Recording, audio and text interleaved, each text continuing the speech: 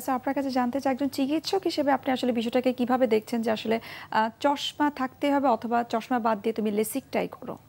না, এইটা আসলে পার্সোনাল। আমি চশমা পরি না, একদম পার্সোনাল। আমার চশমাটা হচ্ছে হয়তো দর্শকরা মনে করবে যে এটা ডাক্তার তো খুব চশমা চশমা দূর করতে নিজেই তো পরে থাকে। এটা হলো আমাদের, যেমন আমরা যারা 40 পার করে আসছি, 40-এর পরে চালসে হয়, প্রেস বায়োপিয়া, তখন এই যে রিডিং চশমা লাগে। তো এটা রিডিং চশমা আসলে অ্যাকচুয়ালি আমি সবসময় পড়তে মানে অভ্যাস হয়ে গেছে তাই। তো রিডিং চশমা আমরা ব্যবহার করি। এই চশমার মধ্যে অনেক ক্যারিকেচার আছে, তো সেটা অন্য প্রসঙ্গ, আরেক কোনো প্রোগ্রামে বলবো। তো রিডিং চশমা পরি, এটারও লেসিক হয়, কিন্তু এটা লেসিকটা এখনও কমফোর্টেবল না। আমরা যারা খুব প্রফেশনাল কাজ করি তাদের জন্য ওই লেসিক করার পরেও খুব বেশি প্রফেশনালি কিছু লিমিটেশন আছে।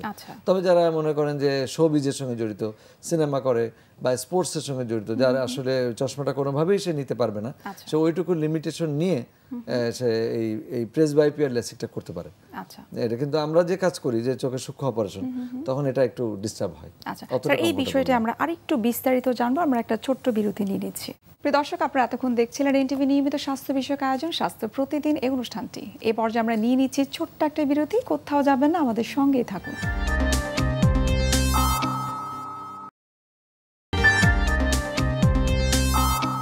দর্শক, ফিরে আসলাম বিরতি থেকে। আপনাদের অসংখ্য ধন্যবাদ আমাদের সঙ্গে থাকার জন্য। আজ আমরা কথা বলছি চোখের চিকিৎসায় লেসিক নিয়ে।